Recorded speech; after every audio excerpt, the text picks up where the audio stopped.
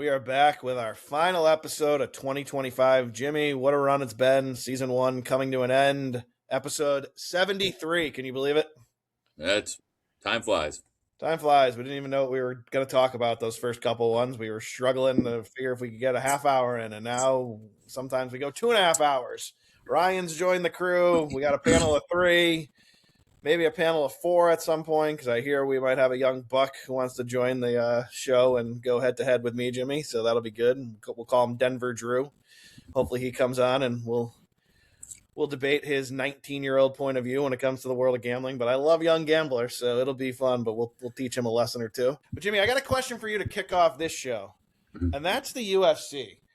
Is it normal to take a long-ass break like this, or is this truly just because we're switching platforms?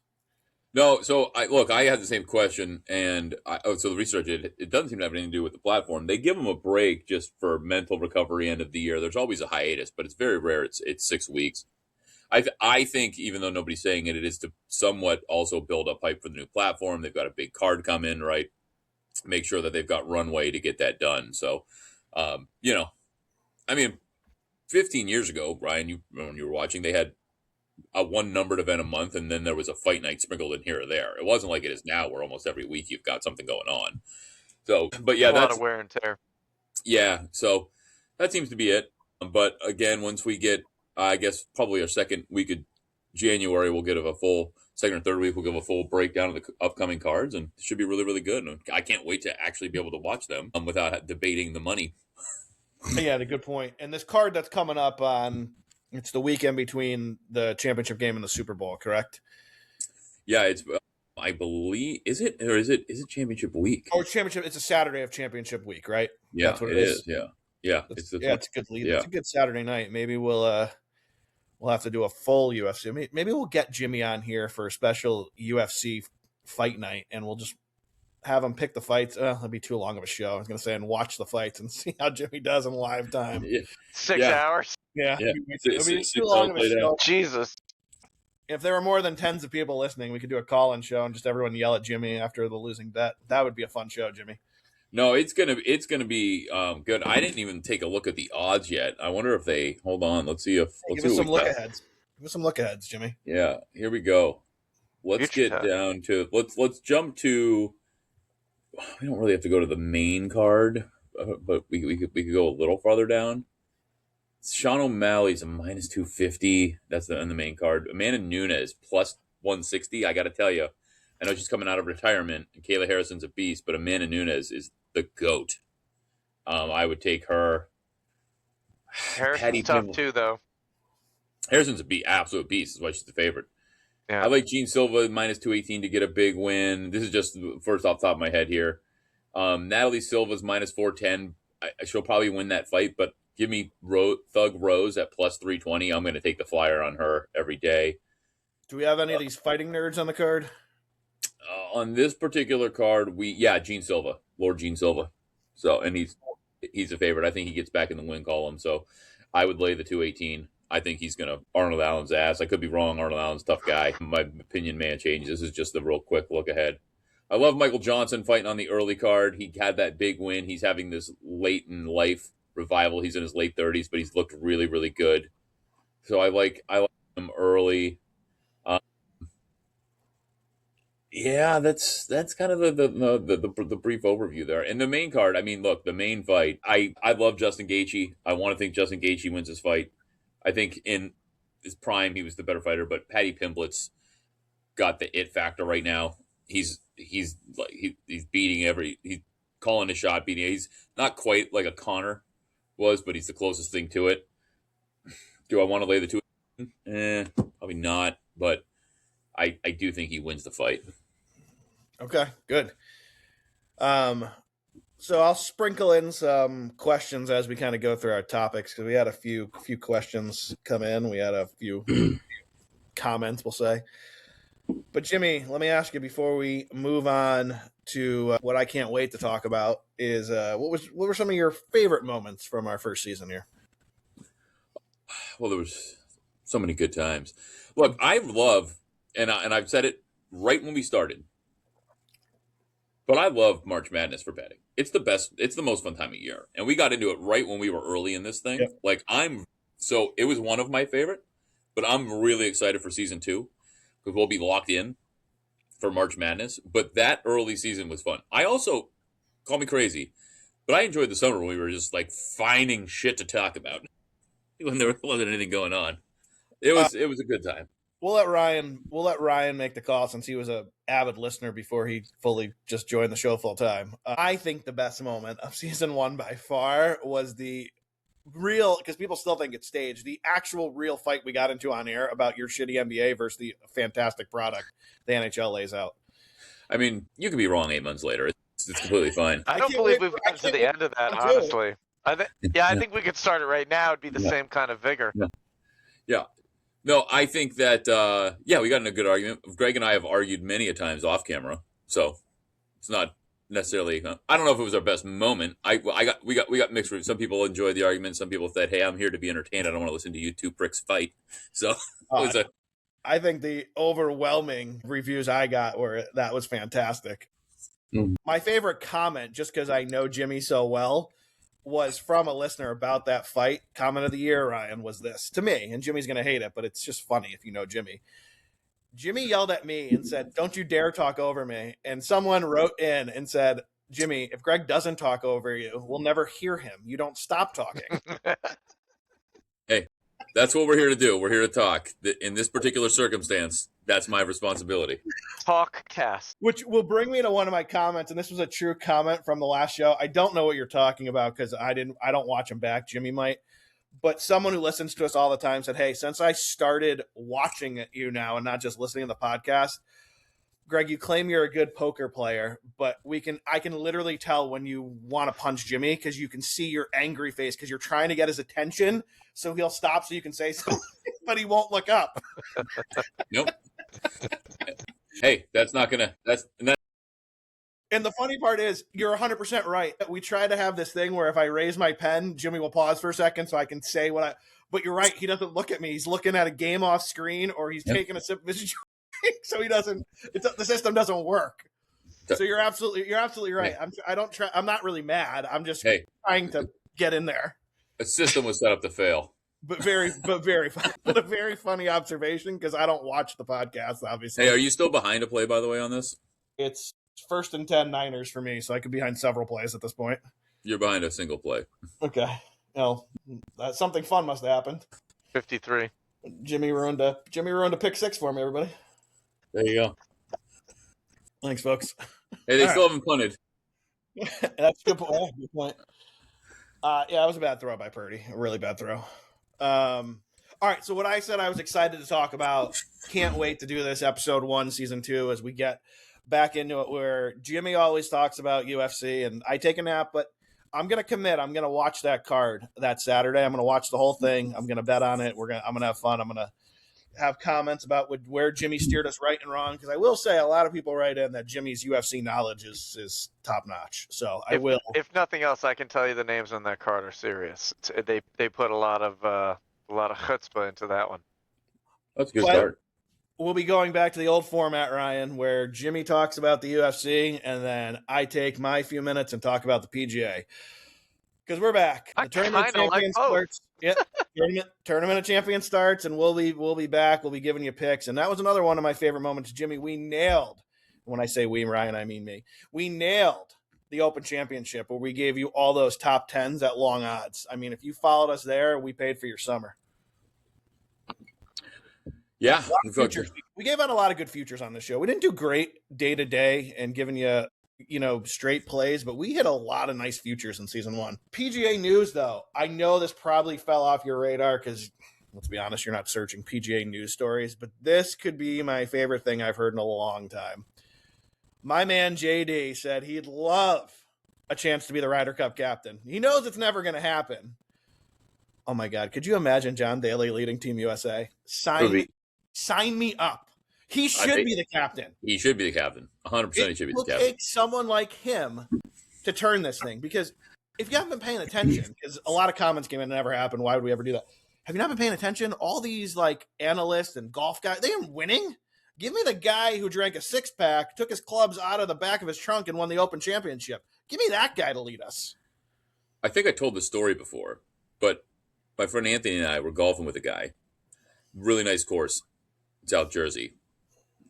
One of those courses where you spend a little more than you normally spend to play because it's a special occasion. And he said he golfed with John Daly. $100 around everybody for Jimmy, but go ahead.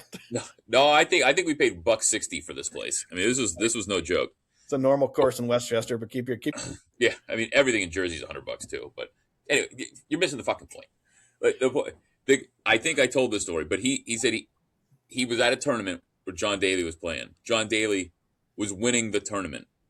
He had to be in Vegas for an appearance the next day, so he sunk 3 under the water on purpose. I don't know if you've ever told that story on air. So that he could bounce and make his return to Vegas. I mean, most people would say, Ryan, that is bullshit. There's no way that happened. That 100% is a true story. I believe it. I believe it 100%. Yeah. He's a tin cuppy type character. Roy, what's his face? Yeah. So yeah, I mean, when I think of John Daly, I just assume he has a shirt that says America on it. I mean, I think he should for sure. 100%. But, yeah. How awesome would our uniforms looked picked by JD? They'd have like a mullet on the back of the shirt coming down, and a guy holding a Diet Coke and smoking a cigarette. No, the pants they would wear would have like a imprint of like a 6-pack with the ring on the belt loop, a fake one. It would be the highest rated Ryder Cup of all time. Could you imagine what that opening day would get rated just to see? It'd be like the Phoenix Open times a couple. Oh my God, it would be the best. It'd be awesome. It would be awesome. I'll tell you my JD thing. So Jimmy knows this because he knows Florida. Celebration. My parents lived there for a little while. Their golf course is awesome. So I show up to play it with my dad and my uncle. And I go into the clubhouse or the pro shop and I see the course record. It's John Daly. So I made a comment. I was like, awesome. The guy goes, the pro there goes, yeah, you want to hear the real awesome part about it? He didn't have golf shoes, so he just played it barefoot. Unbelievable. Barefoot, went out there, course record, Celebration Golf Course. I played with a guy at a local course here that played barefoot, and I ran into one of my buddies like a few years later, got paired up with him. He's like, yeah, this dude plays barefoot. Yeah, some people like doing it. Yeah. Unbelievable. John Daly sets a course record. He does. I mean, it's just the guy's just a legend. All right. I'll let you pick my next. Oh, he left again. This guy goes off camera. I'm here. Something's buzzing like crazy in my house right now. Goes off camera, gets me in trouble with these YouTube viewers who are like, where are you guys going? Yeah, I know. All right. MLB or NHL? What take do you want, Ryan? Your choice. MLB. All right. So I need Jimmy back for this. There he is. I'm here. I finished the documentary, this A-Rod one.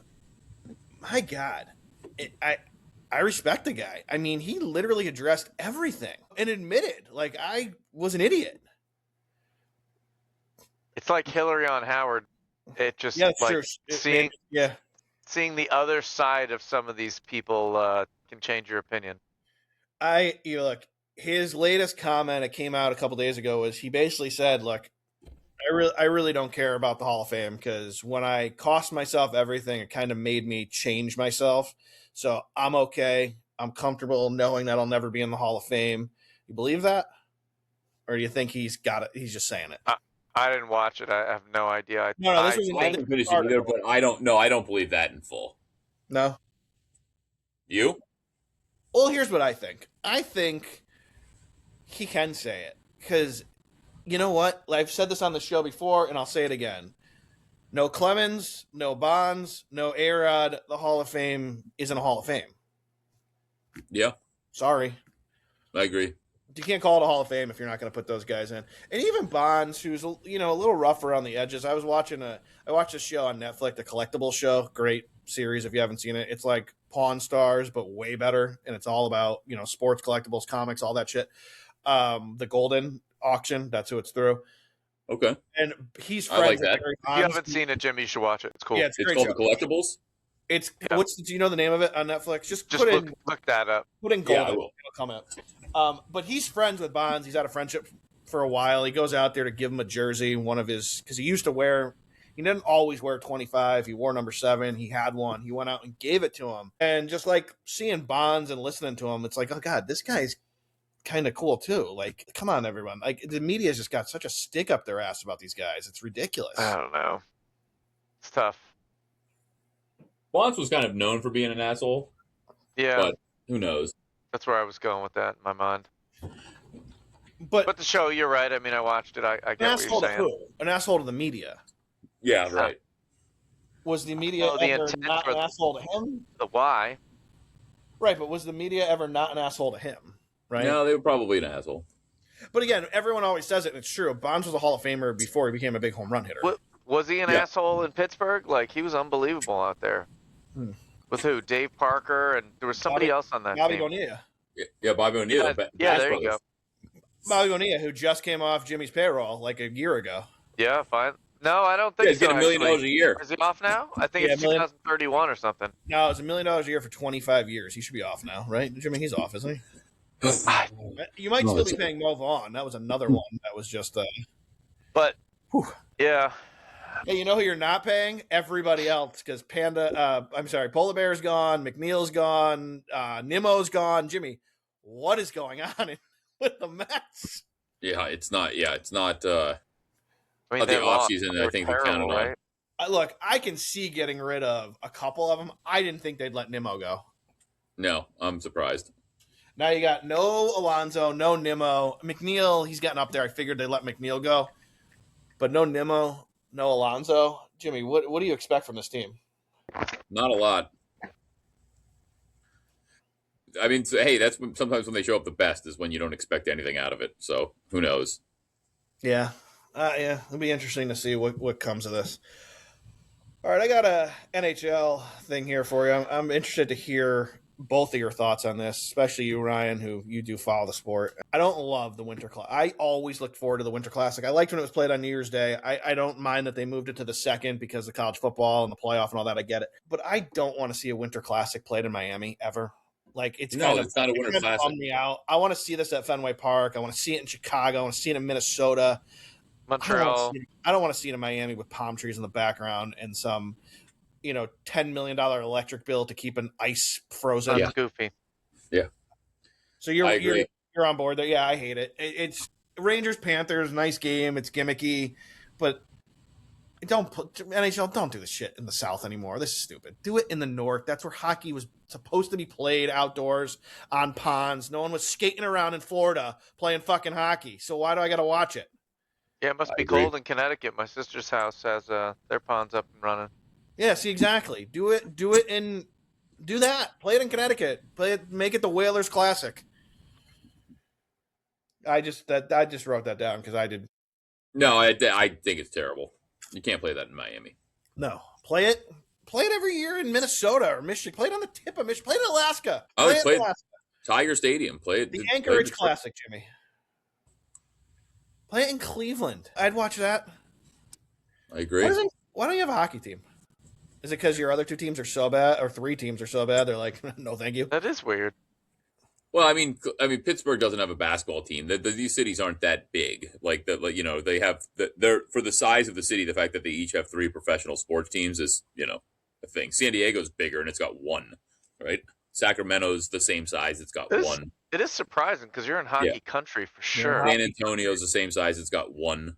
Right, but you get what we're saying. You're in hockey country. You have a huge rivalry with Pittsburgh. Why would you not throw a hockey team? And the Canadians, the entire country right there. Yeah, you're basically Canada. It's right there. Yeah.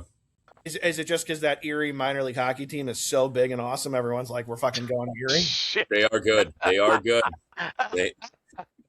Erie Otters, baby. No, I think that you can just only support so much. The Pittsburgh can't even support the baseball team, right? Hey, they've made some acquisitions in the offseason. You know what? The problem is the Pirates go into every season where like, ooh, they could be a playoff team this year. They're looking all right. Maybe they'll get a wild card. And something happens and they don't perform. And it sucks because like I've said on this show, and we'll start saying it in March and April and May and June, is the best pitcher in the world is on this team. And to not get to see him in the playoffs is criminal. Yeah. Skeens. Well, who knows? Maybe they'll put it together. Some of these teams make runs. You got to build it. Also, the whole Moneyball thing started it all. I mean, Tampa typically doesn't have any payroll, and they put a competitive product on the field. So, like, Pittsburgh's got to figure it out at some point.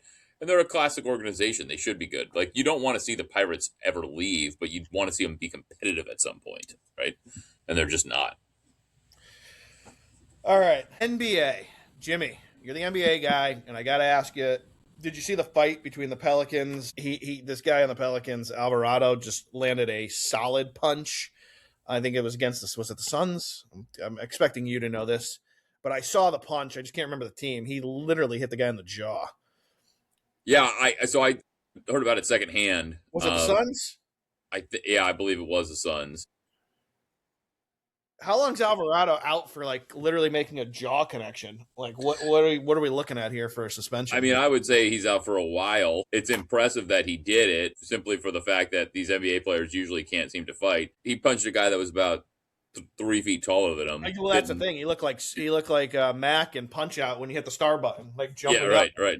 Yeah, he didn't knock him down. So I don't know, but I don't know if he's. In my opinion, he shouldn't get any more because he didn't throw the first punch really. Like, he just connected. So why is it, what? I don't know why it's on him. He had a 7-foot guy going like this, wailing down on him, and then he just reached up and connected. So the intent was there from both players. So I don't know what they're going to get. I didn't see the final. Did you? Or have they doled it out yet? No, I wrote it down. I said, ask Jimmy about this. He probably know. I don't know what they ended up getting, but if you watch it, yeah, like they started pushing and shoving. I'm watching it back in real time, and he didn't throw the first punch. It was definitely a defensive. He threw the second punch. Yeah, he did initiate like the chest to chest, but so he didn't throw the first one. But usually, you're gonna throw a punch and miss. You better expect me to connect on the way back. Since I brought up Tyson's Punch Out and that collectible show that me and Ryan were telling you got to watch on Netflix, it just makes me want to cry every time I think about all the Nintendo games I threw out throughout my life. Because, like, if you had a Tyson's Punch Out, like, in good condition with the box it came in, I mean, I just saw one sell for like $160,000 on that show. That's wild. The Pokemon stuff is sick. And it was Tyson. I had Tyson. Did you have Tyson or Mr. Dream? I always had Tyson's Punch Out. I had Tyson. No, I had Tyson's Punch Out. Yeah, I don't remember. It was one of the first 3 games I had. Obviously the Mario Duck Hunt combo. Yep, me too. I had Rush and Attack, Rush and Attack, and I had Punch Out, Mike Tyson Punch Out. I can tell you my first 4 games I got it for Christmas 1986. It was Tyson's Punch Out was one of the games. Maybe that was later. I might have got Tyson's Punch Out after I got the system. Might be one of the ones we added to it, but. The game I got, Duck Hunt came with Mario, the combo game, we had that. And then the next 2 games, because I love sports. My brother was only 4, but him too. Were just called baseball and ice hockey. Yep. It's fantastic. And great games. Yeah. I was always the fat guy who just knocked everyone down as the best. The original NES is still my favorite gaming system. That wasn't Blades of Steel? All time. Oh, Blades of Steel was great, but that you're talking like 3 years later road when they was it? Got a little more creative. Blades of Steel is fantastic. Wasn't just a fat guy, a skinny guy, and a medium guy. It was the whole thing. So at work in 2001, when we didn't have all the things going on that we have now, or you all have going on now, in the summer it was dead. You'd see like 4 customers, right? Because nobody was borrowing things and giving them back. So we had an old school TV and a Sega Genesis, and me and Big League John McChesney made a poster board, and we each drafted every team from NHL 97, and we played the whole thing through in tournament fashion. And I believe I won with Pavel Bure and the Vancouver Canucks. Oh, yeah. Number 4. Oh, that is fantastic. What other, for Genesis, what was your go-to game? Well, but that was one of them. I mean, Sonic was the obvious because that was right. Like Sonic was a big Tom of the deal. Sword of Baseball was amazing in that, and not Golden Axe. I like Golden Axe as an actual video, like a video game in the arcade. Yeah. Here's a very immature game Beast, that I loved, and I Quackshot. I loved Quackshot. Ryan, what was yours? Altered Beast. That's one that went through 5 levels, and you like had a lion's head at one point, and you changed. I don't know how to describe it. Road Rash was a great one too. Road Rash was awesome. Yeah. So for me, Genesis, and they were on both. They were on Super Nintendo and Genesis, but the Mortal Kombat and the Street Fighters were better on Genesis. Mortal Kombat was way better on Genesis. Way better. Way better, yeah. Wasn't even close. Yep. The first Mortal Kombat with 8 fighters was the best. So good. Yeah. But Star Fox on Super NES was pretty awesome and groundbreaking. Star Fox, yeah. Falco was such a dick. He'd talk shit to you. Yeah. Groundbreaking game. Nice shot, Fox. Shut up, Falco. Just remake these systems again, please. I mean, I know they kind of do, but give me the original, not like the funny one you put out. Make an actual Nintendo again. Yeah, we have the Switch, and when I play it, I play almost exclusively original games. Can I get RBI Baseball on the Switch? It will make me buy it. Oh, yeah. Yeah, you can get RBI? Because I know there was like licensing things with the players and all that. No, I think you can. Well, let me tell you, I think you can get RBI Baseball. Let me find out. Can I get Tyson's Punch-Out, or do I have to play Mr. Dream? Get it on your computer. Get I don't know. I have to play Mr. Dream, right? Because the licensing is gone with Tyson's name. Yes. Yeah, I don't know. Because Tyson was pissed that he could actually get beat, if I remember the story correct. Yes, that's correct. I thought it was after his trial. Like that's when they pulled. That's when NES. I beat him once in my lifetime, and it was the greatest moment of my fucking first 13 years on this planet. So I beat him as an adult. So you know what a Raspberry Pi is? No. So I've got one. I'll let you borrow it next time I see you. My brother basically took this little mini computer and put for the audience, this isn't a sex thing, right? It's not a sex thing. Okay, cool. Yeah, we can. It might be as well, but not for this. For this, it's a family show, Jimmy. It's a family show. I have every Nintendo game, every Genesis game, every Super Nintendo game on this mini computer, and I've got 2 controllers for it, and you can play literally any game you want, and it's awesome. Nope. So I'll let you borrow it. Why have we never done that before? I can have someone make you one for $100. Well, look, Jimmy knows people. It's got to be an Erie thing. Yeah, I mean, you just have to know somebody that's decent with computers. Because those files that took up a disk now take up nothing, right? So, yeah, I've seen those sold, and I tried to buy one. Emulators. It was probably 10 years ago, and it did not work at all. It was terrible. This one works, and there's ways to save it. There's a couple little glitchy things in it, you need to know how to. When you get to, I think N64 is when it doesn't handle it well, but you can play regular Nintendo, Super Nintendo, and Genesis games, and I've got all of them, every one. So, and I beat Tyson on that. That's when I finally got by him. And it was Tyson, not Mr. Dream. Tyson, yeah, because it's Tyson. I always found. See, I thought Sandman was just the final guy on the one. I found Sandman the hardest. Yeah, I think initially there might have been a couple, but Sandman was originally the last guy. Once they pulled Tyson, Sandman became the last guy for a period of time. Is that true? Yeah. In the original, it wasn't Sandman to get to Tyson; it was Macho Man. You're right. No. It was Sandman. It was Sandman. In the original, I thought it went Sandman, Macho Man, Tyson. I think it's Sandman. Do you fight Macho Man twice or once? No, once. Once, yeah. I think it's Sandman. You're thinking Soda Pop. Soda Pop, I think. Yeah, Soda Pop. Yeah, you're right. Soda Pop, you played. Yeah. All right, enough Nintendo for now. Jimmy, I got a comment for you, and then a follow up. So, Ryan, I'm gonna need your take here too. It says, we think if you can get Jimmy for another 45 minutes to 50 minutes when you do the long shows, you can actually get him to pass out on air. There's a chance. But I think the misnomer is because we're drinking, and the reality is because life sets in, and I'm up at an ungodly hour in the morning with my kids and for work, and then by the time we get here, I'm just ready to call it. We were at a big wedding last night, falling asleep at the table, just right at the table, just conking out. But they're also not wrong. You might be able to get me fall asleep. Tonight I'm feeling pretty spry tonight though, because I slept in a hotel last night without my kids, and I actually slept. Good night's sleep. Yep.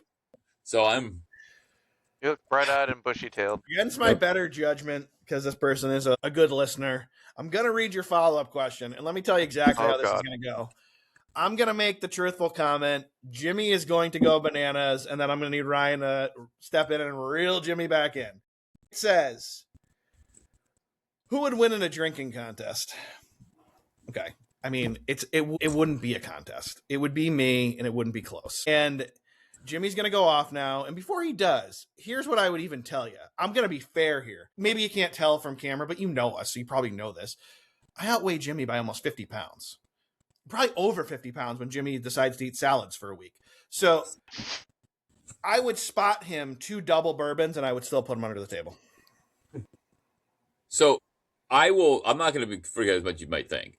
Greg, I will give him that, and he drinks a lot more hard alcohol than I do. I drink a lot more beer. And I just want to say, Jimmy, I'm only talking bourbon. If Ryan wants to challenge me in vodka, no. Jimmy wants to go gin, no. I'm talking bourbon. Yes, Greg, I will give him that. He could outdrink me in bourbon. But for my weight class, I can hold my own. It's very rare that I meet somebody my size that can put me under the table. And I don't get sick. I don't remember the last time I got sick from drinking. I mean, it's been a couple decades. I end up passing out. I just fall asleep. I slowly fall into a deep slumber. I mean, so I'll give Greg that. You've gotten sick, but you are a bounce back champ. I'm ready to go the next day. Yeah. Right. But when I get sick, it's because I eat bad because I'm an old guy. Like that's the problem. If Jimmy mixes a bunch of alcohols and pukes, I mean, he's back at the bar in 5 minutes. It's just it's like hitting the reset button. It's like an etch a sketch. You shake it up, and you're back again. And I'm the same way. One likes a quitter. Because Jimmy's had me do that before. Jimmy's like a bourbon, and then, hey, let's have a Bloody Mary. Oh, let's have a glass of wine. Let's have this, and let's have an espresso martini. I'm going to tell you a funny story in a minute.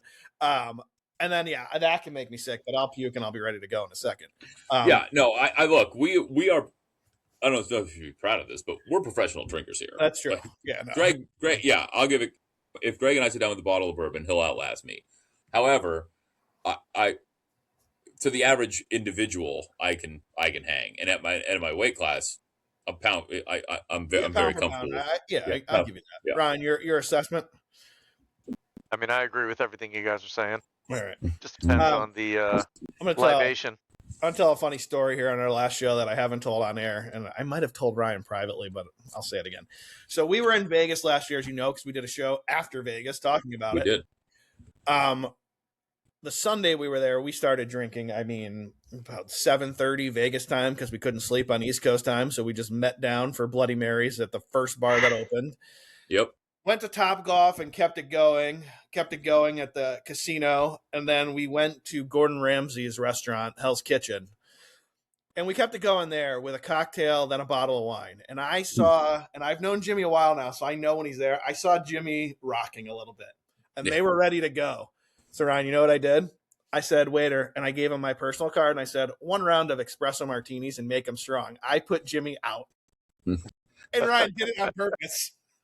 We really put on a drinking clinic that day because we started. I mean, we're in Vegas, so I had to pack. We started at 7:30. Yeah, I had a pack of smokes. We met down there, Bloody Mary. There was a college game on. We were watching. Was it Duke or North Carolina? It was UConn. It started at 9 o'clock. That's right. It was UConn. Yeah. But Jimmy texts me at 6:30, and he goes, "Hey, is there any chance you're up on East Coast time?" And I just text him back. I said, "Yep, been up since 5:30." Yep. He said, "You want to meet for a bloody?" I said, "I sure do." Yeah, we placed a few bets, started watching the game, had a smoke, ready to rock and roll. And then we went and got breakfast. Then we went to the French place. We did. And I'll finish my statement as he stalked over me 3 times. His buddy was with us, but his buddy is from Vegas, so he's sleeping like a baby because he's on regular time. Yeah. Well, no, we did. We did that. We hit up. Did we get a pitcher of drinks there? We sure did. We got a pitcher of drinks, so we followed up the bloody with a pitcher of drinks at Mona Biga B with a nice breakfast spread. Great breakfast. And we started bouncing around drinking. Then we ended up at Topgolf. Good news, we're going to run it back this year, and maybe we'll do a live show from one of the rooms, tell you how it's going. Yeah. Hopefully all 3 of us will be there. We're trying to talk Ryan into it. Maybe we can get him to fly in Saturday if he can't go Friday. We shall see.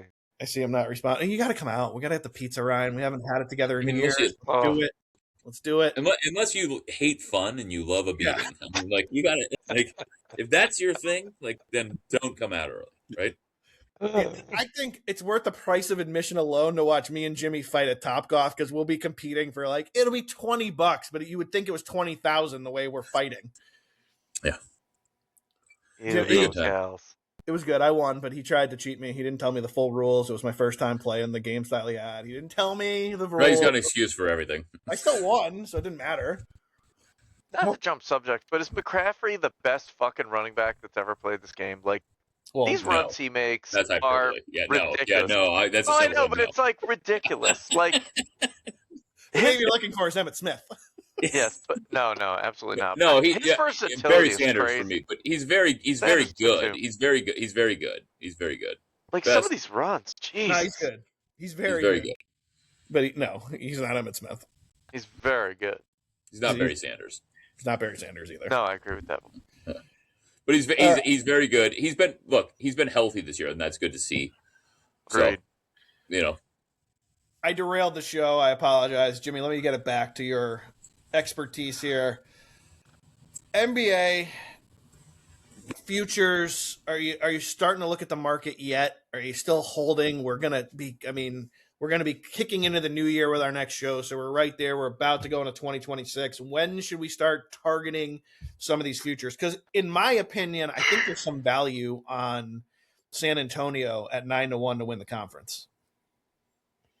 I agree with you. I think that we mentioned it on the last show. I would parlay the Knicks and the Magic to win their divisions. Nobody bets divisions anymore, but you can get that Knicks in even money. Unless the Knicks get injured, Boston's not going to catch them. They're playing very well, but without their top guy, Jaylen Brown's not going to take them over the top. And I think the Magic are coming into their mode, so I would go that route. I think the Spurs might be the best value. I've said it before. Christian Brown, Aaron Gordon comes back.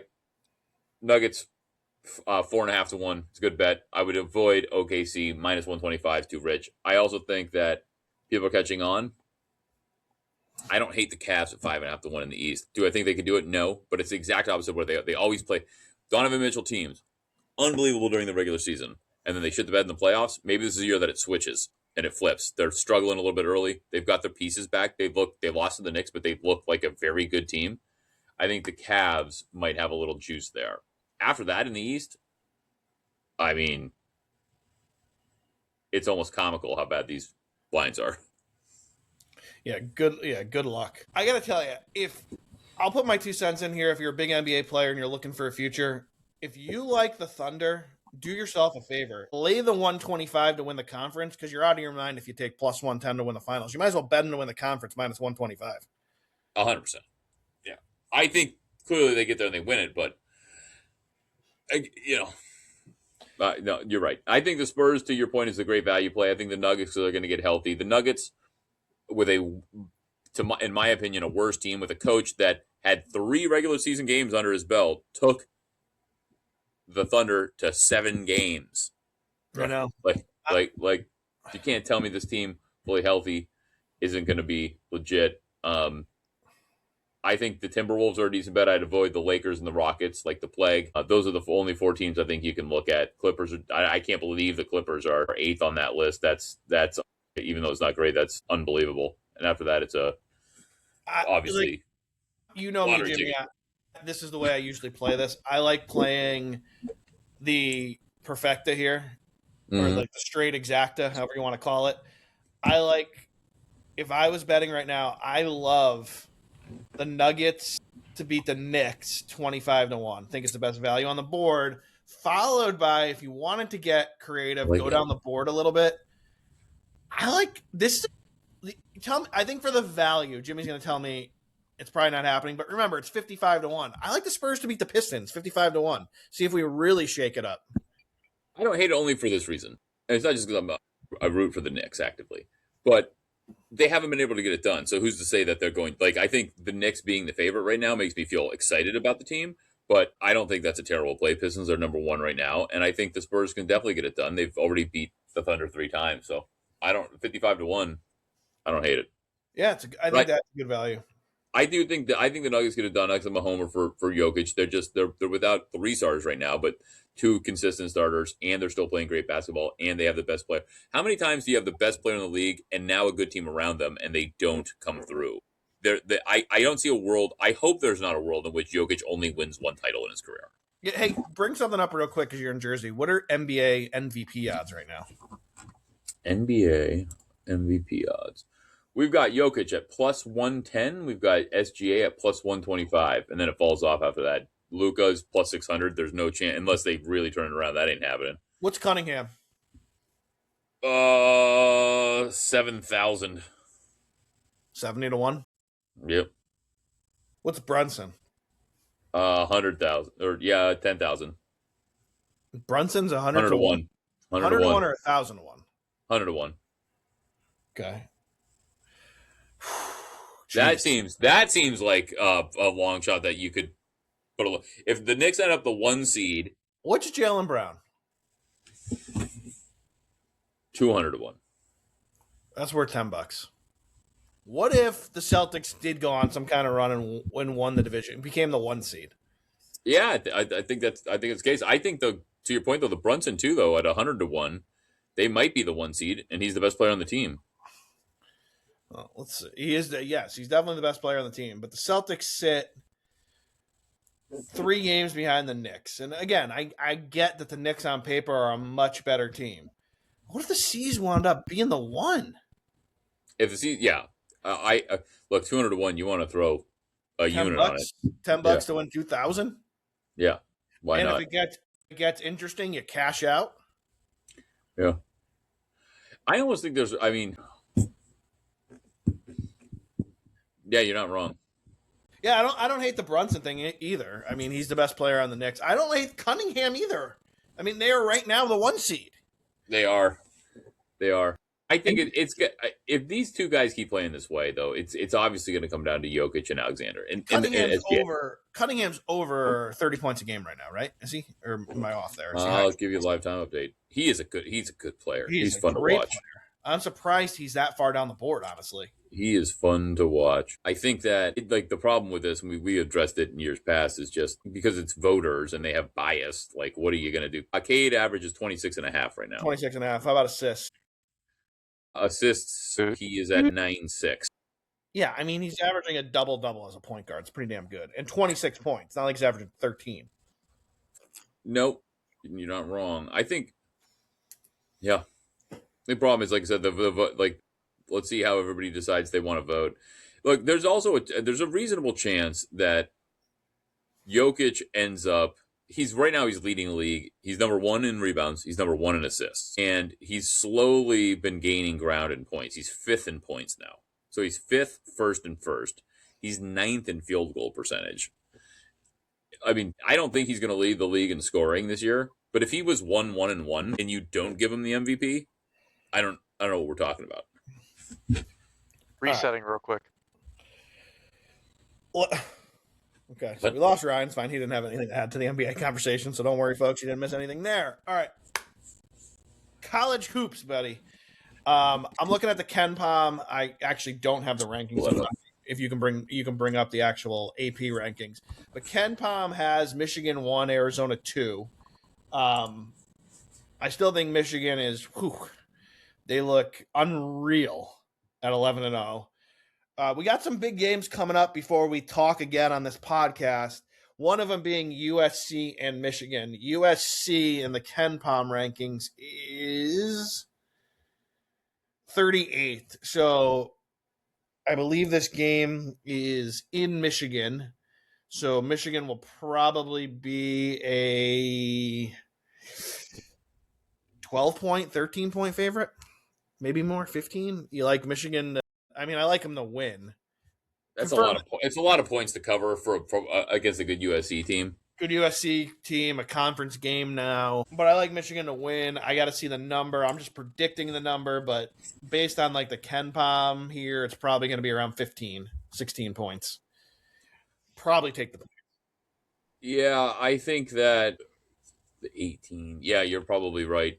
I don't know that. I mean, look, here's the problem in Michigan. They've been blowing people out, right? Even the game against Maryland where it was close, they still won by 18. They come back. They've had a nice, obviously, December. LaSalle is a high school team, so you can't count that. But they beat them by 52. They're going to blow McNeese out theoretically tomorrow. McNeese is 10-2, so we'll see what happens. I don't know, man. I would probably take the points in USC on that one. I think Michigan wins, but it's just too many points for a ranked team. Yeah, I'm with you. USC on the points there. Michigan State goes to Nebraska. Nebraska quietly undefeated. I know the schedule hasn't been as challenging as Michigan, but they had a big win that we gave out here on the air against Illinois. They hit a buzzer beater. This line is probably going to be around a pick, I would think. Jesus, I'm going to take Nebraska till they lose. Give me Nebraska at home, I think, in that game on January. I agree. Yep, I agree. Virginia and NC State play. Very, very even game here. NC State, because they're home, probably a small favorite. Lean NC State here if you're looking for a little college basketball action next Saturday, Ryan. Lean NC State. Okie dokie. Jimmy? I agree. Yeah. Okay. My boys who are starting to turn it around, they've moved up to 19th in the Ken Palm. They are playing at Alabama. I would probably make Alabama about a 4-point favorite here, 3 to 4 point favorite. Not going to shock anyone. Love Kentucky. I think they're rounding into form. I think we're finally going to see why they were preseason in the top 5. Give me Kentucky here to go on the road, get an SEC win, like Kentucky in this spot. I don't think Bama plays good D, Jimmy. I think they're like last year and maybe worse on the defensive side. I'm going to roll with you with Kentucky on this one. I would take the over, whatever it looks like, too, though. I like that, too. Tennessee goes to Arkansas. This number probably is going to be, because it's in Arkansas, God, Tennessee maybe a small favorite here, Jimmy? Or do you think it's more of a pick?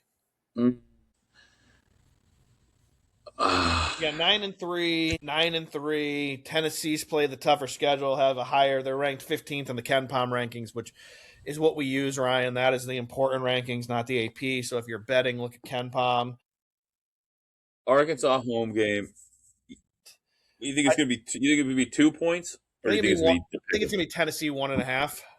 Yeah, I'm gonna go with Coach Cal. I'm going to take the money line on Arkansas. I'm going to take Tennessee until Arkansas proves to me they can win a big game like this and play a little D down the stretch when it matters. I think that St. John's loss is looking worse and worse to me. Fair. Give me Tennessee here at Arkansas. Go on the road, get a big win. I think Tennessee's pretty. Purdue, who was out of the gates the number 1 team, but they lost a game. They're 11-1. They've slipped down behind Gonzaga, which I do not agree with. I think Purdue's a better team than Gonzaga. They are 5th in the Ken Palm rankings, and Purdue is going to go to a place that's a very tricky place to play, Wisconsin. Now, I'm going to tell you right now, I think Purdue is going to be a 9-point favorite. You think that's it? Yeah, I think it'll be about 9 or 10. Because it's a road game. I mean, yeah, I would lean Purdue. They had the little mishap, but they're a very good team. Wisconsin's a nice team. It is a tricky place to play. They got 4 losses on the season, but I do think Purdue's that good. And if you're giving me sub 10, then I would probably jump on it. I'm 100% with Jimmy here. If it's under 10, give me Purdue. If it's over 10, I'll take the Badgers. Yeah, I think it's a fair way to look at it. Gators played Dan's team, Missouri. Any thoughts here? Are you? Well, let me ask you this: are you surprised Florida has 4 losses already? Because I kind of am. I am. I mean, coming off of the win, I mean they lost some key pieces, but I am a little surprised by it. Let me actually dive into it a little deeper here, real quickly. Missouri has 3 losses, but they haven't played really anyone. They've lost all the games against good teams. They're 10-3. Florida's 9-4, but you got Florida, who's ranked 12th in the Ken Palm, and Missouri is 62. Yeah, I think probably going to be getting a boatload of points here. I think the bad loss, and they're not a bad team, but was to TCU. TCU is a good team. They lost to Arizona, the number 1 team. They lost to Duke by a point, right? And then they lost to UConn by 4 points. So I think Florida's still really good. I think they're going to continue to come into shape. Now, it's in Missouri. So what do you suspect the line to be? I think it's going to be double digits still. Based on these KenPom rankings, I think you're going to get a double-digit spread here. I think you're going to get 10.5, 11 here. There's got to be a better way to do this. Could be more. I mean, if you look at like the net rankings, you got Missouri is. Yeah, I mean, it's there. So 12, so 13, 27, 14 points at home. 11 maybe it's going to be. Yeah, because you got, I said 10.5, 10.5, 11 is where I think this was going to fall. Yeah, I would probably lean Missouri at home. All right. Dan's happy with you. I agree. Ryan, your thoughts? No thoughts there. You guys have talked highly about Missouri, so let's go. I think Florida wins the game. You want to put Florida in a money line parlay, I got no problem with it, depending on what it looks like. But all right. Well, it's a perfect time to give the comment I had here from one of our listeners. Ryan, this one's for you. Here it comes. It says, Ryan, do you know you're on a sports podcast, not a Patriots podcast? I do, and thank you for pointing that out. I have interests. I have a life. I have other shit going on, too. Says, could you give us a college football pick once in a while, maybe a basketball pick? Oh, I do sometimes. College football, at least. Basketball, I will say this. Ryan gives us some great insight on NFL, on the Patriots. He's got a little hockey he can sprinkle in. But whenever we go off topic and we're here for some pop culture, Ryan brings it every time. That I can do. That's all I got. I got something for you. Oh, go ahead, Jim Dog. We're going to do a little pop culture quiz. Oh. Because. All right. So this is what I don't know if you saw the previews. But the Odyssey, did you guys see the previews to the Odyssey? I didn't. What are you talking about? It looks awesome. It made me think about movies. Oh. Okay. The Odyssey's coming out. Watch the preview. Oh, gotcha. Matt Damon. Love Matt Damon. It's going to be epic, right? Like they're an epic tale. Like a legit. What's that? It's an epic tale. Yeah, it is.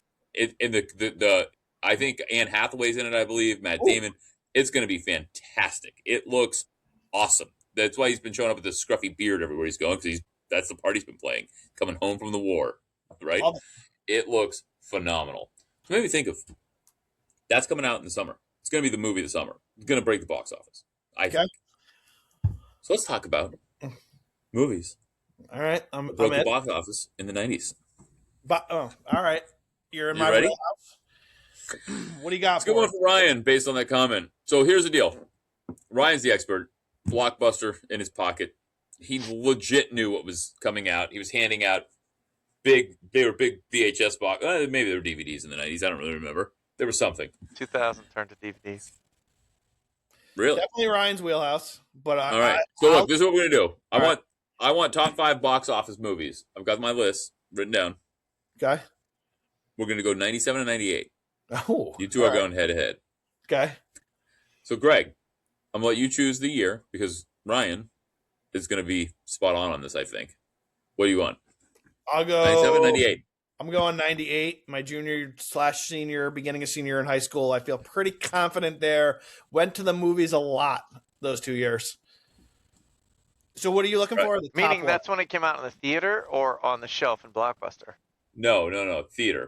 You're talking box office, like gross dollars? So, yes, this is what we're going to do. All biggest movies. Yeah, that's how we...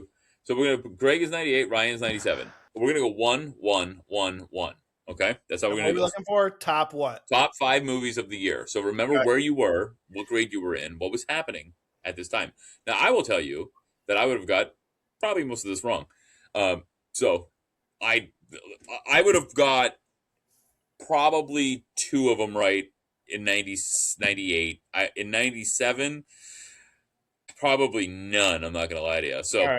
Godspeed, Ryan. I'll let Ryan go first with his first pick for 97. So think about 90. I will tell you this.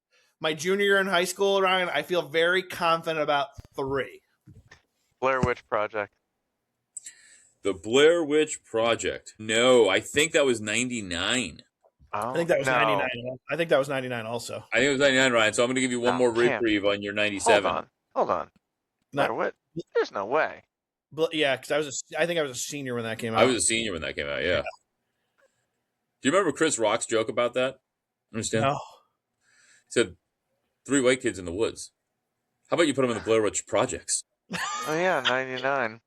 It's the same piss-smelling elevator. I don't know where we're going. All right, Jimmy's giving you a free pass because it's Christmas, so he feels. I'm nice. giving you a free pass. I hope he's generous. You're wrong. You're way off in the year. So 97. I'm not supposed to give 98, just 97s. Just 97s, and I'm going to give a little bit of a hint on some of this, right, to help us along, because it's a very vague category. So one of them, Ryan, was the next installment of a huge series that had been dormant for a long time. Not Independence Day. A huge. That would be 94, I believe. Men in Black. That would be 95. Oh, couldn't tell you. We got to lock in with one. You gotta give a lock in. I don't know. Lock in. Men in Black. You were right there, Ryan. I'm not trying to give too much away. You were right there. What did you say? Lock in Men in Black. Yes, that's number one. Ryan's got the top movie of the year, Men in Black. All right, ding, ding, ding. Good job. All right, Greg. All right, movie 98. I chose 98 for a reason because I have a feeling I definitely know the number one. Because if I'm right here, Ryan, and this won't trip Ryan up because I'm going to give the answer. I'm almost positive Titanic came out in December of 97, which means it had to be one of the tops in 98 because I went and saw it 3 fucking times because that's all the girls wanted to see. Lock me in for Titanic. You're on point, 98, yeah. Yep, you're right. That was the easiest one of them all. So you got that one out of the way. Ryan, I can't believe you came up with number one there. That was very impressive with Men in Black. That's about the bottom of the barrel, though. That's all I got. I have no idea. Right. Well, again, Give me some hints. I'm going to give you another hint, Ryan. It's going to be similar. There are 2 movies in the top 5, and there's only 4 left, that are franchises. They weren't the first one. One of them was dormant for a long time. One of them was dormant for a short period of time. But they were both huge franchises. One of them, one of the greatest of all time. And the other one was getting its wheels going and it's still coming out. Gee, I know one of the 97 ones because of that hint you just gave. One of the biggest. Can I just say Batman? I don't know. You're on the right. If I'm think what Jimmy's trying to give you is right, because I remember Lock it in. That's all I got. Yeah, all right. You're gonna. Yeah, that's early. It's not Batman. It's not Batman. So I'm gonna. We're gonna. That's one strike. I'm not gonna tell you what the series were because you're gonna continue to think about this because you still have 3 more guesses. And again, one is a series that is still alive and well. Maybe a new one came out this year. Spider-Man. The other one was something that was dormant for a long time, but was one of the most classic franchises of all time. No idea. All right, Greg, back to you. 98. Give me number 2. This is the only. Here's your hint. I don't know if this is number 2. I don't need a hint, but I know I have another top 5 only because Ryan knows he grew up in Connecticut. I went to the Meadows. I saw him in 98. I saw him in 99. And I believe in 98, the summer of 98, they sang this song at this concert, and it was huge. And it was I Don't Want to Miss a Thing. Armageddon has to be in the top 5. It was, yep. It sure was. It was number 2, and that 98 was like the year of epic movies. Yeah, The Core came out. That's your third hit. There's a Impact. 3rd movie on your list, Greg, when we come back around that's epic and is still extremely relevant. Brian, back to you for 97. So we've got Titanic we've got Men in Black as a winner. We've got Batman as a loser because it was out that year. Batman and Robin, oddly enough. That is odd. But it wasn't a top 5. It was a crappy movie. It sure was. So it's impressive that it made it to the top 10, really. All things considered, really riding off that Batman wave. So again, think about this. This is giving it away, right? One franchise that was huge, was dormant forever, and it's one of the largest of all time. The second one is one that started a few years prior, but is still coming out with fresh movies today. Oh, you gave away. Go ahead, Greg. Ryan, nothing. You don't have a guess? Still yours? Yeah, go ahead. The first one I'm giving you, Ryan, it should be Ryan. I'll give Ryan a hint. Come on, Blockbuster. The one he's giving away to you it wasn't an original movie. It was a re-release, a special they did in 97, setting up for episode 1 that was going to be released a couple years later. Star Wars? Yes, there it is. We got there.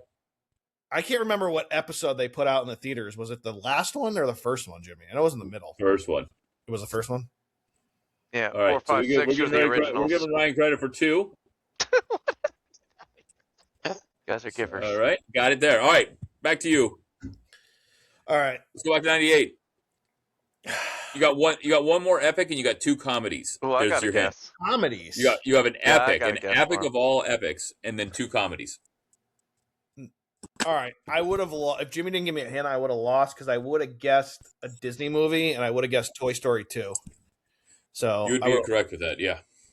So I would have lost there. But you said an epic, and then 2 comedies. I'm going to go one step further.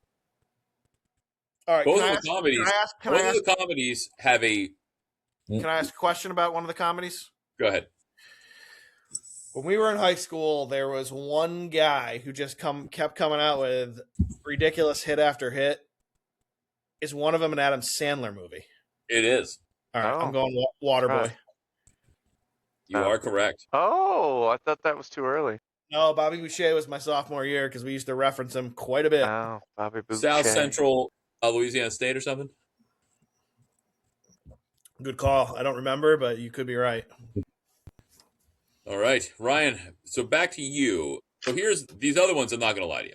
There's one that I want you to get because I just told you it's an epic series. It was a huge thing at the time. They're still coming out with movies now. They've had a movie come out this year with a very famous, attractive actress in it, who's been playing in this role. Terminator? I don't know. Was there a Terminator that came out this year, Ryan? No idea. That's what I'm saying. You're assuming I have any idea. My God, I thought Ryan would steal. I thought Ryan would crush this. Yeah, I was trying to set Greg up for failure here. Ryan's you hit me with movies in the 80s, 90s, and early 2000s. This is 97. This is a huge movie. It was a franchise that came out in the early 90s. Okay. I'm gonna give you an actor hint. Okay. One of the best. I'm gonna go a step further. My favorite character from the first one was played by one Samuel L. Jackson. I think I know. Jimmy. Not hard. Ryan, you're gonna kick yourself when you hear this. This is number 2 behind Men in Black. You got the number 1. It's right behind that. All right, we're giving further hint. Samuel did not make it through that movie, so he was not in this one. Not the shark one. You're gonna kill Ryan. 5, 4. No idea. Go ahead. Jurassic Park. Ow. Huge franchise. Samuel Jackson, the first one. All right, I've smoked Ryan in this. I'm gonna put him out of his misery. I think, Jimmy. You said one more epic. You've got one epic, and then you've got another comedy that has a very famous sports reference near the end that brings it all together. That's your don't know the comedy. Oh, I know that one. Maybe Ryan. Go ahead, Ryan. You want to try to steal the comedy? Ace Ventura. Oh no, that was Ace Ventura was like way earlier. Way earlier. I think I know the epic just because of the way you phrased it. I'm trying to go back to my junior/senior year here. Would this movie star Tom Hanks? It would. Saving Private Ryan. Saving Ryan's Privates. Your favorite. I have a guess on 97 just because this was like the time I went to the movies all the time. And I just think this was my sophomore year. I got a guess for one of Ryan's. If Ryan's done, I think he's tapped. Do it. Because I just remember the fucking line was the best at the end when he fucking kicked the guy in the face and said, "Get off my plane." Harrison Ford, Air Force One. Yep. That was an okay movie. All right, so okay movie. Yeah, here's one that nobody would have got. It's 97, the number 3 movie. It's starring. You give us some hints. Ventura, Ryan. That's your big hint. Same actor. Liar, liar. Ryan got it. Good one. Liar, liar. I would have never guessed that was that big. Great movie though. 200 million. And Ryan, since Greg doesn't know it, any idea? You guess Ace Ventura. Of comedy, there's a sports figure at the end of the movie. It's a love story, and he fails. What was that movie? Can you give us some actors that are in it? I can try to come up with that dumbass one with Jimmy and Jimmy Kimmel and. No, let's see if Ryan can get there, Greg. Somebody dated a famous sports figure. Somebody dated a famous sports figure at one I know point in what their it life. is. Oh my God, you just hit it. But at the end, Jerry they don't Maguire? go back to that famous sports figure. They stick with the guy. Jimmy, was in the the movie. sports Ryan? I'll try to get you there. You can yell the answer out. Was the sports figure Brett Favre? It was. I know the Something movie. about Mary. Yeah. There we go. I am shocked that I just took Ryan down to movie trivia game. I thought he was going to murder you. Yeah, I thought those he would bury me. Those are tough ones. Those All right. We've got 42 points scored in about 18 minutes of action here in this game. Yeah, it's insane. Zero defense. We'll have to do this again, Jimmy, and let Ryan. Ryan said the 80s are his wheelhouse. 80s, 90s. That late 90s is when it starts getting a little fuzzy. All right, so we'll go late. Next time, we'll let him kick my ass in late 80s. How's that? There we go. All right. I would do well in like early 90s grunge music. Yeah, we'll have to do that one time for Jimmy. That's music, not movies. Yeah, like that's where we need to go. We'll do that. Like we'll do one. Nah, you beat me fair and square. Don't worry. Good job. We'll do one. All right. Let's get into some college football. Like I said on our last episode, if you followed us with our bowl picks, we've been doing pretty well. Let's start with the New Year's Eve bowl games, Jimmy. Two teams we are very familiar with. Iowa loves to play some defense, but I don't know if there's a team that Jimmy has loved more than this year's Vanderbilt team. After all the shit Diego talked and all of that, does Vandy come out and just kick Iowa in the nuts?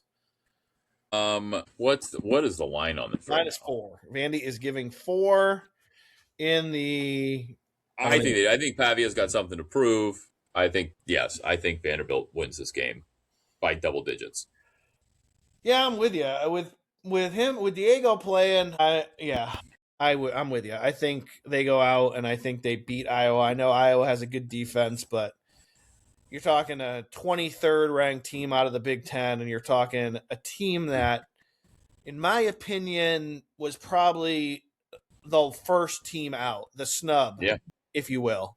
Likely. But hey, Bama won, Miami won, so I guess we can't say there was a snub, but I think Vandy is one of the reasons why we shouldn't have a Tulane and a James Madison in this playoff, because I think a Vandy versus Oregon or a Vandy versus Bama or whoever first round game would have been, Ole Miss, I guess it would have been an epic game. Give me Vandy here to prove a point. I think they run the score up. I love Vandy here. Ryan, I know you kind of hate Vandy for what they did to you in October, but you're going to put a little money on Vandy here, get back your $4? 3, potentially, yeah.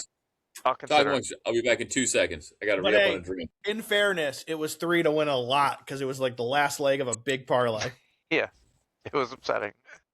I know. Trust me, I felt for you that day. All right, Jimmy left, and you won't know these teams, but we're going to throw it out to you anyways. Arizona State and Duke. Duke winning the ACC and being laughed at for the playoffs. Duke a 3-point favorite. Do they back up their ACC championship with a bowl win? Is everyone playing? Or people sitting?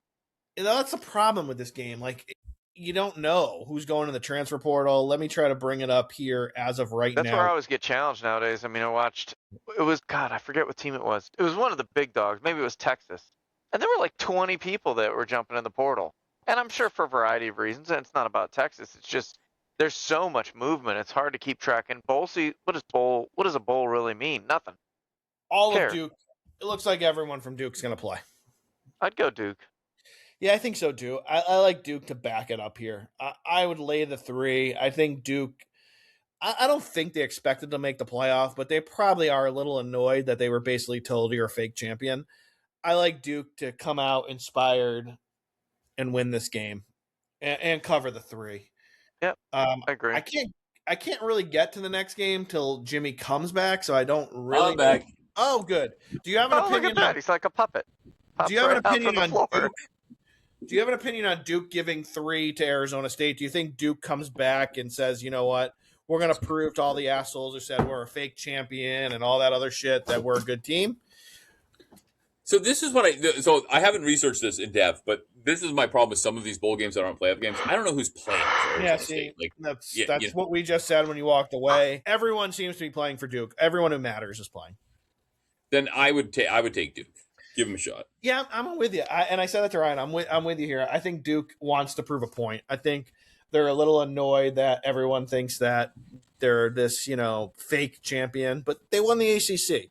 Do they deserve to be in the playoff? Absolutely not. They have bad losses. They do not deserve to be in the playoff, and that's why we have to probably change these championship games so situations like this don't happen. But I think Duke goes out on New Year's Eve, 2:00 Eastern, proves a point. 3:00 Eastern, we got a very funny game here, Jimmy. I don't even know who's playing, but Texas is giving 7.5 to Michigan. Who wins here? I mean, with all the stuff going on in Michigan, I would lean Texas. Yeah, I mean, Texas has 1, 2, 3, 4, about 7 players who aren't playing because of the transfer portal. Michigan has a ton. This is one of those games, once again, where I kind of lean to what Ryan says. When you don't know who's playing and it's this unpredictable, lean Texas, most likely pass. Yeah, avoid. But I'll tell you this. You might disagree with this take. Because of how many players might not play in this game, I actually like the over. I think it benefits the offense. You're probably right there. All right, I heard Jimmy's bottle pop. Probably a little more Eagle Rare coming out. And more. while he pours the Eagle Rare, let's get to the last game that isn't a playoff game on New Year's Eve, and that is Nebraska getting 14 from Utah, who no longer has a head coach. I don't know what to do with this one either. It's a lot of points. It's a lot. I would lean Nebraska. It's just too many points. Nebraska's going to play defense. They can slow the game down. The quarterback of Utah is excellent. He's special, but yeah, that's too many points. Nebraska's got a lot of people, it looks like, out, and I don't know how many key people are out, to Ryan's point. I think it's a lot of points. Again, maybe we do a super teaser here, Jimmy. We like the super 13-point teaser, and maybe we take Vandy, move them to getting 9 points, Duke, move them to getting 10, and then over 34.5 and over 37.5. And the Michigan at Texas would be the 34.5, and Nebraska at Utah would be the 37.5. Maybe that's how I play New Year's Eve. We just go good old super teaser. I like it. Good call. All right. Let's get to these playoff games. Miami is getting 9.5 in the Cotton Bowl, which means we're playing in Dallas versus Ohio State. Miami have a chance in this game, Ryan? I like Miami. That's where I'm going. I don't know why. Just sticking with them, riding them all the way out. You like the points or you like them to win? I like them to win. Nice. Plus 280 in the money line. Jimmy? The thought is that Miami just doesn't have the defensive backs to cover all the weapons Ohio State has.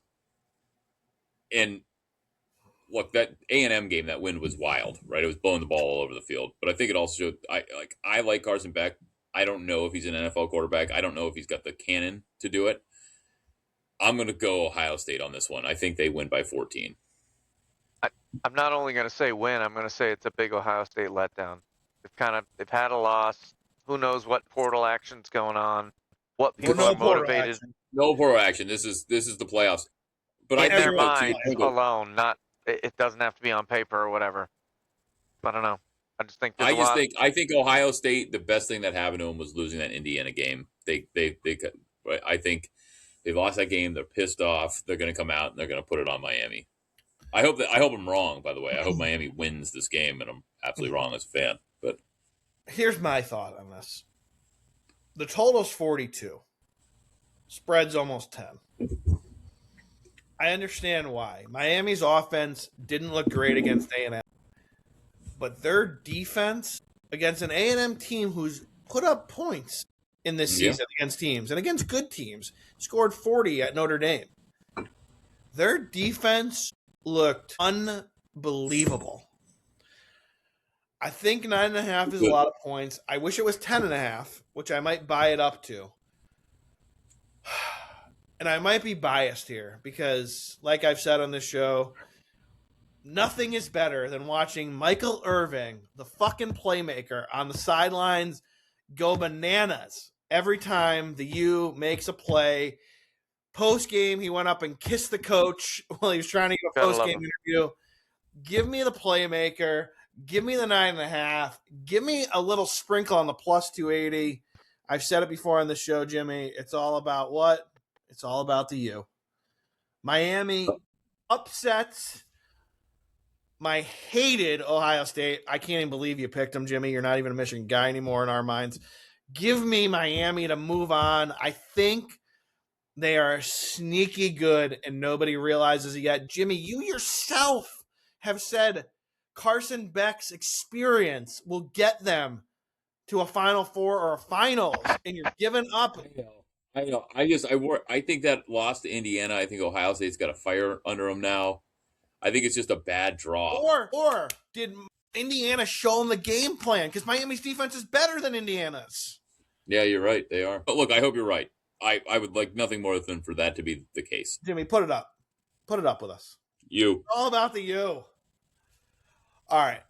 I wish this game was the 4 o'clock or the 8 o'clock because it's New Year's Eve. I'm going to be doing some drinking New Year's Eve. I know Ryan is. It's a Miami game. I'm gonna get into a probably close to a whole bottle of Eagle Rare. Probably what I'll be doing New Year's Eve. I'll be a little under the weather, a little hungover probably as I wake up New Year's Day, and I'm not happy this game's kicking off at noon, Jimmy. Oregon, Texas Tech could be the game of the day. Could be the game of the day. The Ducks are 2.5-point favorite here in the Orange Bowl. That's Miami, if you didn't know. Go ahead. I mean, I understand that Dante Moore is the sexy pick. Is he going to go into the draft? Is he not going to go into the draft? I would tell you he shouldn't as a sidebar because there's a crazy stat out there about college football quarterbacks that have started less than 20 games and their success rate, and it's terrible. He should go back to school for his own good, especially because they get NIL money now. There's no reason you have to just come out. But I can't figure out the line. Texas Tech's the better team. Why are they getting 2.5? I don't get it. Like look, Morton's in. Like I'm gonna tell you why, and then I'll let you go with your analysis. Yeah. I think the reason why is because 1 and 2 came out of the Big Ten, and they think the solid third team is the Ducks, obviously out of the Big Ten, and their only loss is to Indiana. And I think that's why they're getting the respect they get, because the Texas Tech won the Big 12. Big 12 is not getting a lot of respect. I'm with you before I send it back to you to finish what you were saying. I agree with you. I think this line should have been a pick or Texas Tech won. I think Texas Tech's the better team. Every time Texas Tech has been doubted, they have won the game and usually have won the game in deciding fashion. Go ahead, Jimmy. I agree. I mean, run down Texas Tech's wins. I mean, they had a tough loss, which we were on, actually, probably the wrong side of that, to Arizona State. But otherwise, Texas Tech showed up. I remember the game they played early in the season against Utah. We thought it was going to be a close game, and Texas Tech just blew them up. And they were without the quarterback for a hot minute. So I think Texas Tech wins this game going away. I don't understand the line. Obviously, do I wish it was 3.5? Sure. But I'm so confident. I just take the money line at plus 110. The only reason I will take the 2.5 at minus 112 is because I think this game is going to be a good game. Would not shock me at all if this goes to overtime and somebody goes for 2 and winds up winning by 2. Okay, that's fair. And I don't hate the minus 112. It's not terrible. Ryan, who's your pick here? I checked out for a minute watching the San Francisco game. Sorry. Good. Kind of an important game. It's Texas Tech versus Oregon in the Orange Bowl, which would be in Miami. Texas Tech. All right, welcome to the program. Good pick. That's what we had too. The Rose Bowl, and we have a Big Ten team in the Rose Bowl, which everybody likes because traditionally it was Pac-10 versus Big Ten. So Indiana's there. It's a touchdown, Jimmy. Are you willing to give a touchdown to Alabama with Indiana? Nope. I think Indiana wins the game, but I think it's a close game. Alabama's back on their uptick. Played a great game last week. I think it's going to be a great game, but I don't think I can go into this saying, yes, I'm laying 7. Before I give you my pick here, I mean this we're recording this. I'll post it on the 30th, but we're recording this on Sunday night as we're watching the Sunday night NFL game. I mean, there's 49 points scored in the first half. This is incredible. And we'll get Defenses to have it no idea what they're doing. the next thing we're getting to is NFL anyways, but oh my god, I don't know if Brock Purdy is running the option here. What are we doing? I mean, Yeah, he's the primary option. He's Yeah, not Brock just Purdy- running it. Yeah, quarterback draw. You're right. Yeah. I was going to say the Niners look like they're playing like Georgia Tech the way they're running this option. Yeah. Jimmy, I don't know what to make of this one. Honestly, I'm going to put this in a teaser probably. I'm going to tease Indiana down to 1. I can't give 7. I don't trust Bama by any stretch. And Indiana will probably cover, but I'm not going to take the risk. I'm with Jimmy here. I think Indiana wins. So I'm going to put this in some kind of tease them down to 1, or maybe I'll make a money line parlay out of this, something like that. I'm going to take Indiana just to win here. I'm not going to lay the 7. I'm not going to take the 7 either. Indiana to win is my pick here. Ryan, your thoughts? I agree with that, actually. Yeah, here's the thing. 7's too Though, much. my last thing I'll add to, I think it's a prove it game for Indiana. It's as crazy as that sounds when we're in the quarterfinals of the playoffs. But if Indiana comes out and wins this game by double digits, like, I think it solidifies them as completely legit. They didn't have the toughest schedule all year, though they played some good teams. They obviously beat Ohio State. That was a great win. They come out here and they slap Alabama around. You got to think these guys are locked in, right? And but if Alabama comes in and puts up a really good show, I wouldn't be shocked either. So I'm very excited for these games. Like, this is fantastic football for New Year's Day. These 4 games from 7:30 on New Year's Eve till we go to bed on New Year's Day, 4 unbelievable games in my opinion. I think It's just fantastic. Yeah. And the last game is Ole Miss getting 6.5 from Georgia, and this is the Sugar Bowl. Who do you like in the Sugar Bowl, Jimmy? I'm going to go Georgia. I've not been the biggest Georgia fan all year long, but I think they're good. I think Ole Miss, they came through, they pulled it off without their coach. I think the magic ends there. The fact that it's 6.5, not 7 or 7.5, I'm going to lay the 6.5 and take Georgia. I'm Ryan? going to do the same. So I see this a little different. This would be the one I put in with Indiana. My play for these last 2 games, the Rolls and the Sugar, I'm going to take Indiana in the money line minus 250 to win. And I'm going to adjust Ole Miss in the alternative spread to 14.5 minus 110. That's my play. I'm going to parlay Indiana minus 250 and Ole Miss getting 14.5 minus 110. That's my play here. I like it. I mean, Ole Miss lost in Georgia by 12. They're on a neutral field. Like, yeah, I think it's a good play. I think these teams are familiar with each other. It's very hard to beat a team twice. I got no problem with anybody who wants to take Ole Miss in this game. And as a matter of fact, if you said, Greg, make an actual pick who wins this game, my pick would be Ole Miss. I think Ole Miss upsets Georgia. To be clear, I'm not going to bet it that way. I'm going to adjust them up to 14.5, put them with Indiana, because my picks here in round 2 of the quarterfinals here, I'm going to go Miami, Indiana, Texas Tech, and Ole Miss. Like it. If Ole Miss wins, we all come on the show with douchebag visors for Kirby Smart. Next show. I like it. Or we all just have to buy Ole Miss hoodies. Actually, you know what? If Ole Miss wins this game, let's all commit right now. It's going to cost us a little coin. We all go on Fanatics and buy a Eli Manning Ole Miss jersey. Fucking well, Your thoughts? I'll buy a T-shirt. No. Come on. We all come on with Eli Manning Ole Miss jerseys. I'm wearing nothing Manning. You can do a Jackson Dart jersey. Ryan, that's a terrible take by a Patriots fan. Sorry. You won the war. It's over. All due respect. Lost a couple battles here and there, but you won the fucking war. Why do you hate the Mannings? Just not a fan. I can tell you. Why? Because he beat you twice? Because Eli got you?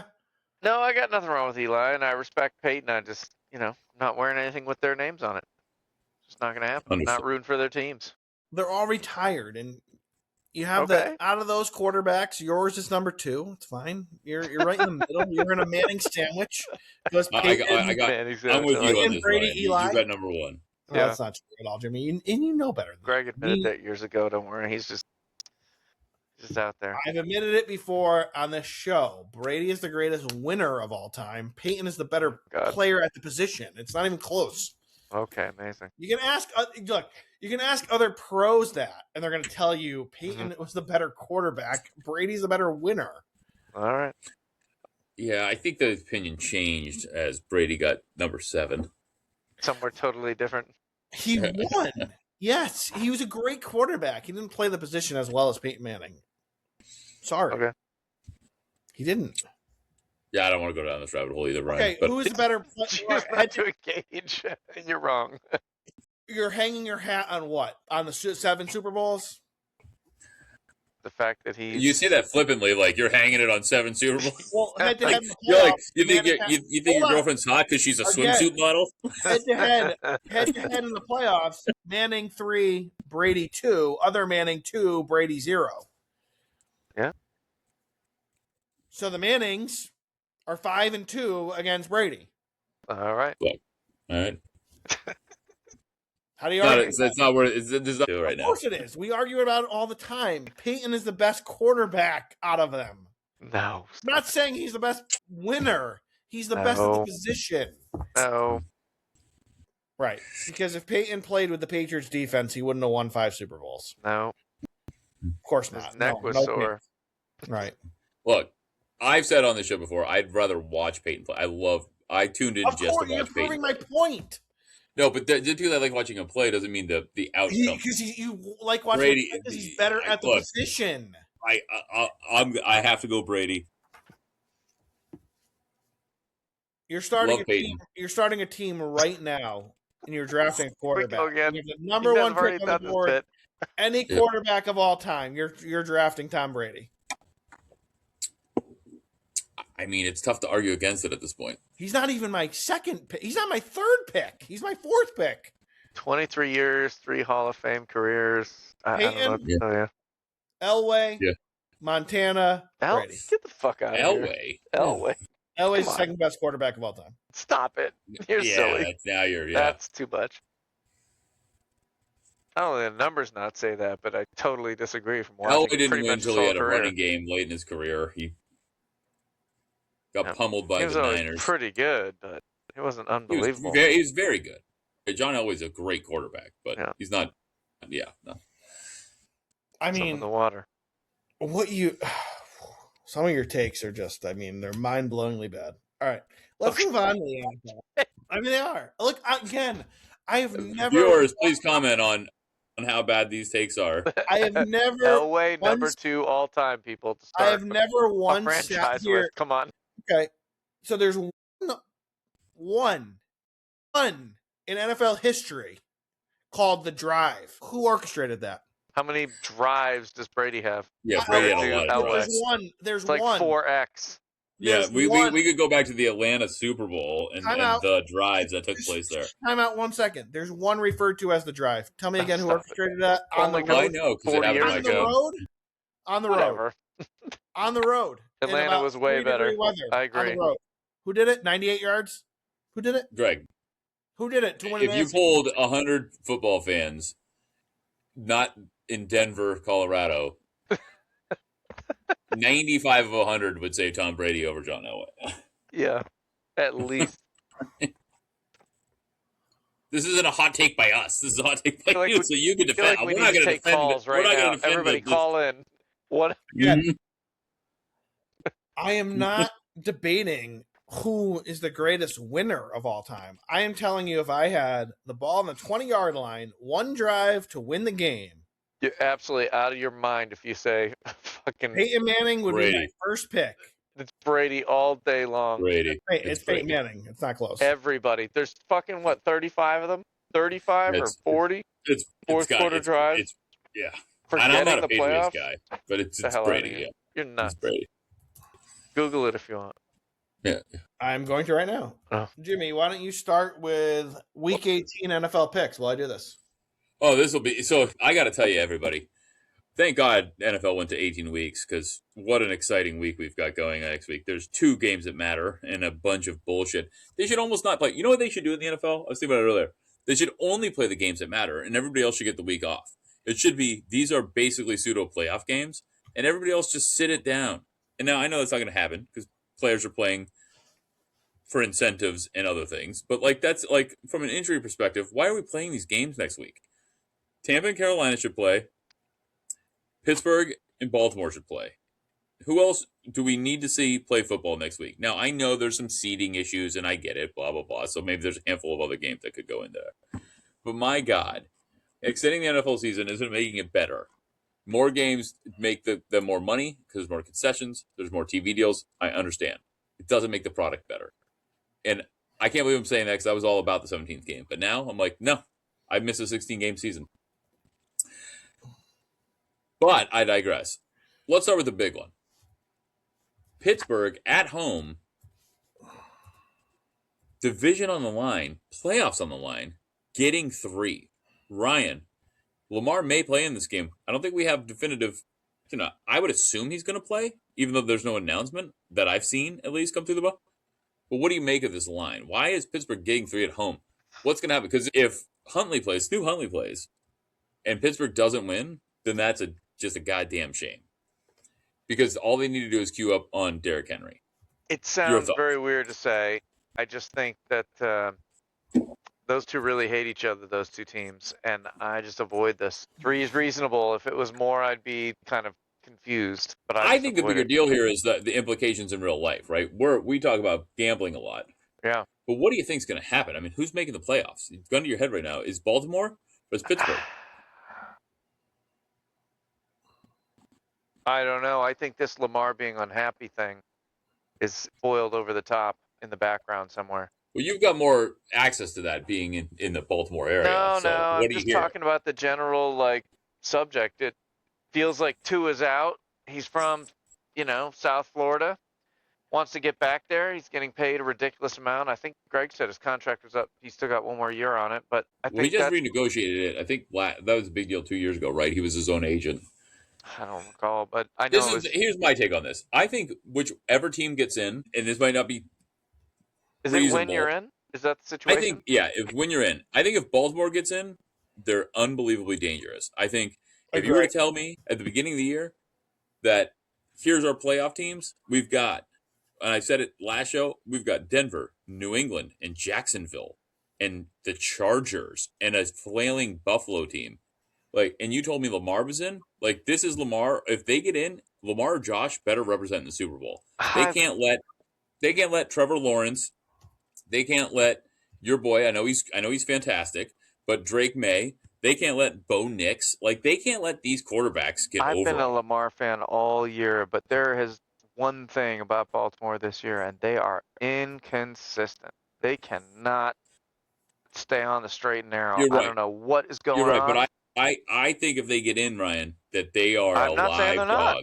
No, they can beat anybody. No question about it. However, they can lose to anybody too, and that's the bigger problem. So this is what I think is going to happen. I think Baltimore wins the game. I really do. I think they figured it out. I think Lamar's going to play. I think they're going to hand it to Derek. I think they're going to figure out a way to win this. I think if the Steelers get in, Aaron finds a way to lose big games. They'll have DK back. I can't believe Allen Lazard hasn't signed there yet. I thought that was going to happen immediately. It hasn't. But I think that either one of these teams has a legitimate chance of running the table if they get in. Buffalo would be the only other team that I would pick there. Houston's defense is fantastic. I don't trust Jacksonville to make a run. I think Jacksonville might win a game, but I think they get beat the second round. That's their best case scenario.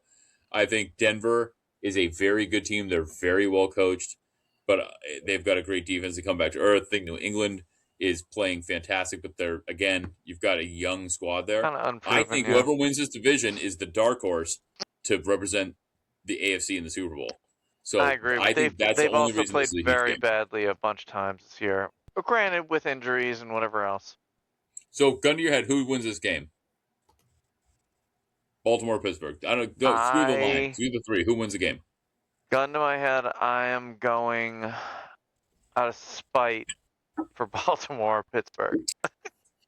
I think I agree. I think Pittsburgh finds a way to pull this out. I think Tomlin gets in the playoffs. But if Baltimore pulls it off, I'm telling you, watch out. They're going to be my pick to make it to the Super Bowl. Can we jump subject for 1 second? Purdy has got to stop running. Like, this guy has to learn. He's too small to be running around back there. He does not turtle up like the good ones have.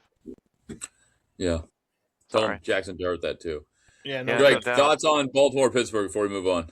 absolutely. I love Baltimore here. I think. Damn. Oh yeah, I think whether Lamar plays or not, I think Henry got the engine revving up last week, and I think Baltimore is getting healthier, especially on the defensive side of the ball. I don't think Aaron Rodgers will put up a big game against them.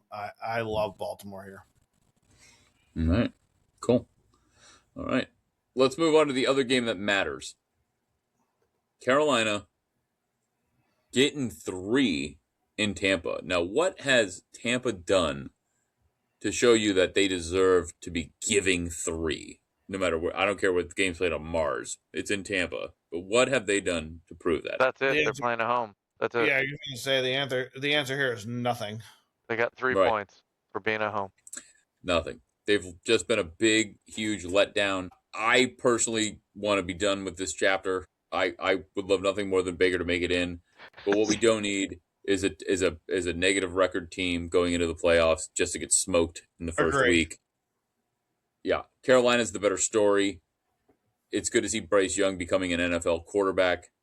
I think they're well coached. I think they're coming along well. And if you're going to give me 3, I'm going to take the 3. Yeah, I'm kind of with you here.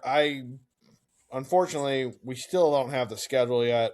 There's going to be 2 games Saturday, and then obviously we have a Sunday night game. I think one of these games is going to be put in the Sunday night slot. God, right now, gun to my head, based on my feelings from what I saw today, I lean Carolina. If this number falls under 3, I don't know. Then maybe I don't know. Maybe I'll play Baker. I don't know. It's a great number. It's truly a coin flip game. The way these two teams are playing at this point in time, I think the Panthers are the better team. Yeah, I agree. And they shouldn't be based on talent, but they are. So while that was all going on, I Googled what Jimmy told me to go to Google, and I was just curious. Besides 1 year in Denver, Tom Brady's defense outranked Peyton's by double digits every year. Perfect. Every year. He had the hoodie as his coach. Yeah, and that's my point. Manning had way more tools. Come on. Let's not get back. Thank you. You just proved my ridiculous. point. He's been a quarterback. Thank What? you. No, he had way more. Ryan was saying he had way more players at his disposal, which he did. Tom Brady Yeah. just had the Come who's on. who of 5'9" white guys playing receiver. Yeah, James Randy Wayne, Randy who was Moss. before that? Well, yeah. And when he got Harrison. Randy Moss, he went undefeated for Gronk, the year. I right. mean, What a terrible tight end Gronk was. Edelman, terrible. No, Edelman was garbage on any Welker, other oh team. my God, Welker, terrible on Wes any Welker. other team. Amendola, they terrible on they any weren't other the team. same thing. James White, terrible on any other team. We could just keep going down the list. Who This did year, he- our hero is Ra- Booty, who Ra- wasn't there today. Brady Besides- cemented his legacy when he went to Tampa, and he Besides replicated Reggie his Wayne. success. I'm sorry. Who did Peyton have on the Colts? Harrison? Marvin Harrison. Okay, Harrison Harrison. Joseph- James? He had Joseph Adai. Yeah. Live and let it die. Uh-huh. Joseph Adai. That's what we're going with. I mean, he was very good. Over Randy Moss or Gronk? Those are two Well- players that played a short period of time. Gronk Moss Yeah. was played there, a short what, 2 period. years? Gronk Gronk played was a there decade. 9 years. 8 years. That's it, though. Those other Gronk- guys I are like, all how we, I like how ancillary. we keep arguing. Like Yeah, I we know. know we're not gonna agree on this, but Yeah. we just want to keep fighting about it. We do, because I just hate your take on it completely. We Alright. know. We're Kind of a aware. cold take. He's retired. We've moved He's on. gone. You're going back to your Yeah. old Beetlejuice and the thing just digging up the grave Yeah. still. I'm not taking Graves up. Peyton's a better quarterback. All right. Saint 2009. Here's my hammer, Greg, for this one. The Bills, after this disappointing loss, will absolutely blow the Jets out because they're still playing for seeding next week. Yeah. And the line's 11.5 and is in Buffalo. They're going to win this game by 35 Wait, they're points. playing for what? 5 or 6? Seeding. Oh, yeah. They're going to beat them by 35 points. I'll lay the 11.5 happily. Let's move on. I agree. Agreed. I'm trying to pick out any other game that really even matters. What do you think of the Bengals giving 7 to your Browns at home? You think Joe Burrow comes out one more performance before he goes into hibernation? Probably, but the Browns always play the Bengals well. They should have won that first game of the season. I mean, I would take Cleveland. I think 7's just too many. I think Myles Garrett's going to be going after Joe Burrow. Somehow he didn't get a sack today. So I would take the 7 with Cleveland. I also think, man, a sneaky good bet is New Orleans. We just talked about them last show. They've been playing really well, and they're getting 2.5 at Atlanta. Why would you not take New Orleans? Yeah. They're finishing the year strong. I'm trying to look here at games that, I guess the Texans and the Jags game both matter. Both are 10-point favorites. Any chance either of them don't cover versus the Colts? I think that, with Phillip Rivers on the sidelines, I think the Texans cover at home. I would go that direction. The Chargers have to be playing their starters, right? Because they're jockeying for position still. Well, Chargers are playing the Broncos. Yeah, I would take the 7 and a hook.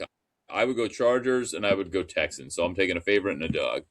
The problem here is I just hate that we got robbed of another game that could have been meaningful by the refs who made that awful call in the Texans game. How great would it have been if this Chargers-Broncos game actually meant something?